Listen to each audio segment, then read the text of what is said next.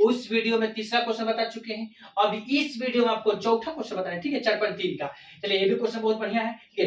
क्या निम्न स्थिति संभव है? यदि है तो उनकी वर्तमान आयु ज्ञात कीजिए। दो मित्र की आयु का जो 20 वर्ष है, तो 4 वर्ष पूर्व उनकी आयु वर्षों में का गुणनफल 48 था।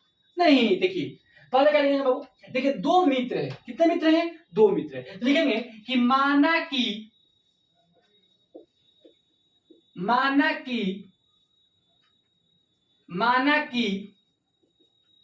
पहला मित्र की आयु x वर्ष है। माना कि पहला मित्र की आयु क्या है बाबू? x वर्ष है। नहीं, माना कि पहला मित्र की आयु x वर्ष है। नहीं, लिख देंगे तथा दूसरा मित्र की आयु क्या हो जाएगा? 20 माइनस x वर्ष है। कैसे हुआ देख लीजिए, बता देते हैं बाबू। देखिए दो गो मित्र है, एगो पहला एगो दूसरा, और दोनों का जो है कितना है? 20 है। जो माने पहला मित्र, देखिए दो मित्र है, मतलब एगो पहला मित्र है, दूसरा मित्र है, और दोनों का जो क्या है? 20 है, तो बराबर 20 लिख दिए। अब देखिए पहला मित्र क्या माने बाबू? x माने, प्लस चिन्ह के, दूसरा मित्र नहीं दिया है, दूसरा मित्र लिख देंगे और बराबर 20। तो लिख देंगे कि बाबू दूसरा मित्र बराबर क्या हो जाएगा? 20। ये प्लस में इधर जाकर प्रतिशत कर देते क्या हो जाएगा? माइनस हो जाएगा। नहीं, तो यही चीज बाबू यहाँ पर लिखे।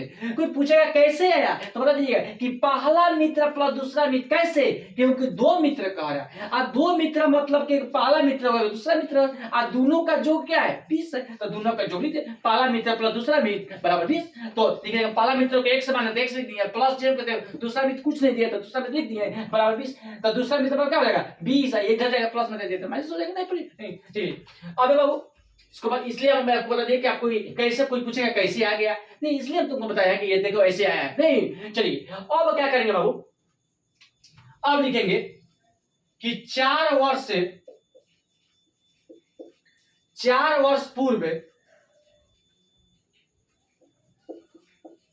मित्र की आयु 4 वर्ष पूर्व मित्र की आयु क्या आएगा? मित्र की आयु देखिए अब कह रहा है कि जो पहला मित्र है और दूसरा मित्र नहीं, उसमें से आपको 4 क्या करना है? पूर्ण मतलब घटाना है। मतलब क्या करते हैं, मतलब कि इसमें से भी 4 घटाएंगे और इसमें से भी 4 घटाएंगे, मतलब पहला मित्र में से भी 4 घटा देंगे और दूसरा मित्र में से 4 नहीं, और दोनों का जो गुणनखंड है कितना है? 48 है। यही क्वेश्चन बाबू कह रहा है। देखिए तो बताइए 4 वर्ष पूर्व करना, पूर्व मतलब घटाना नहीं, बाद कहेंगे तो जोड़ेंगे, पूर्व कहेंगे तो घटाएंगे। तो देखो इसमें घटाएंगे तो क्या बच गया? आपका बच गया x माइनस 4 नहीं, और इसके बाद गुणनफल का, गुणनफल मतलब गुना नहीं, और कह रहा है पहला मित्र दूसरा मित्र का मतलब कि दोनों मित्र में सबको क्या करना? 4 घटाना। इसमें से 4 घटाएंगे x माइनस हो जाएगा, इसमें से 4 घटाएंगे तो क्या बचेगा? 16 माइनस x बच गया, और दोनों का गुणनफल क्या है? 48 नहीं, मानना भी इसका और इसका गुणनफल क्या आता है? अब आपको हल कर दीजिए। नहीं चलिए अब क्या करेंगे बाबू, अब गुणा करेंगे, 16 में x से गुणा करेंगे तो क्या बच गया? 16x हो जाएगा। नहीं, माइनस x में x से गुणा करेंगे तो माइनस एक्स स्क्वायर हो जाएगा। -4 में 16 से गुणा करेंगे तो माइनस 64 हो जाएगा। 16 में -4 से गुणा तो माइनस 64 हो जाएगा।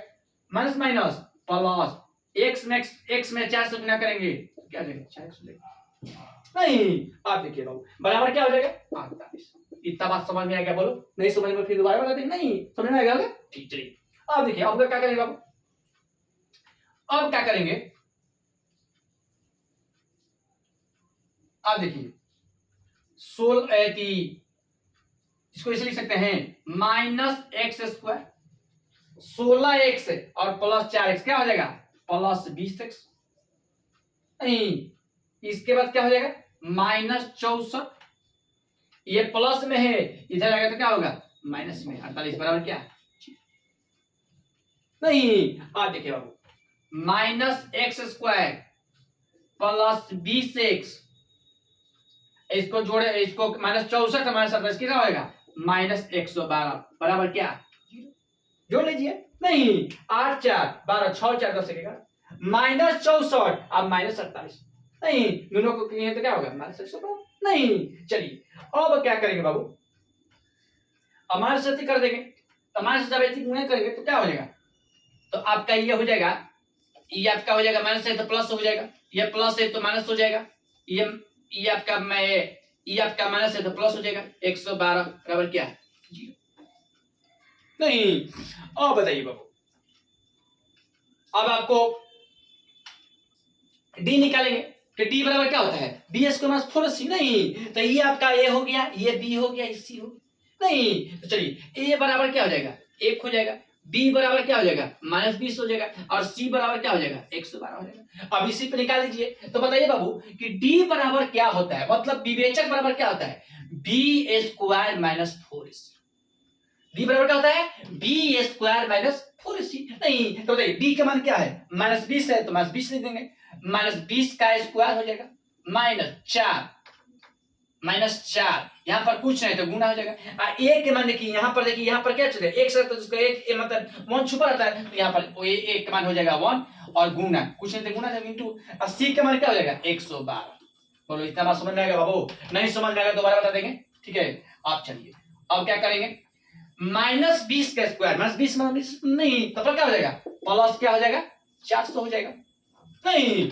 अब देखिए -112 में 4 से गुना करिएगा तब क्या हो जाएगा, 448 हो जाएगा नहीं। तो बताइए कि डी का मान क्या हो गया, -48 आ गया, क्योंकि 400 में से -448 घटा देंगे क्या बचेगा, -27 बचेगा नहीं। तो बोलिए बाबू कि बताए कि जब डी के मान क्या निगेटिव रहता है, जब डी के मान निगेटिव रहता है तो उसका कोई अस्तित्व हल नहीं होता है, उसका मतलब कोई हल नहीं, मतलब इसका कोई हल नहीं निकल सकता है नहीं। तो बताए कि जब पॉजिटिव रहेगा, नहीं पॉजिटिव मतलब क्या, जब डी के मान 0 रहेगा, अच्छा डी के मान क्या पॉजिटिव रहेगा नहीं। अगला वीडियो पहले बता चुके हैं कि जब डी के मान 0 आ जाए, चाहे डी के मान पॉजिटिव आ जाए तो मूल वास्तविक होगा, और जब डी के मान निगेटिव आ जाएगा तो उसका मूल वास्तविक नहीं होगा, उसका कोई हल नहीं हो सकता। इसके बाद हम जब कोई हल नहीं होगा तो उसके हम आगे नहीं बढ़ेगा नहीं। तो यही बाबू भी पाया होगा कि डी बराबर क्या, तो लिख देंगे कि इसका कोई हल क्या नहीं है, इसका कोई हल नहीं है, मतलब कि जब डी के मान निगेटिव आ गया तो इसका कोई हल नहीं है नहीं। तो इसके बाद जब हम डी के मान निगेटिव आ जाएगा तो उसके बाद हम आगे क्या करेंगे, नहीं बढ़ेंगे, और जब डी के मान आ जाएगा तो आगे बढ़ेंगे, जब डी के मान आगे निगेटिव आ जाएगा तो उसको आगे नहीं बढ़ेंगे। तो लिख देंगे कि इसका कोई हल नहीं है। जब डी के मान 0 आएगा तो इसका कोई हल होगा, अस्तित्व में भी होगा, बाकी इसका डी के मान क्या है, माइनस में है, तो माइनस में जब भी आएगा तो समझ लीजिएगा कि इसका कोई हल भी नहीं होगा, इसका कोई अस्तित्व भी नहीं होगा नहीं। चलिए यही बाबू कर रहा है। अब इसके बाद आपको 5वां क्वेश्चन बताना है, ठीक है, इसका नेक्स्ट वीडियो में क्या बताएंगे 5वां क्वेश्चन। ये आपको टॉपिक क्या हो गया, समाप्त हो गया।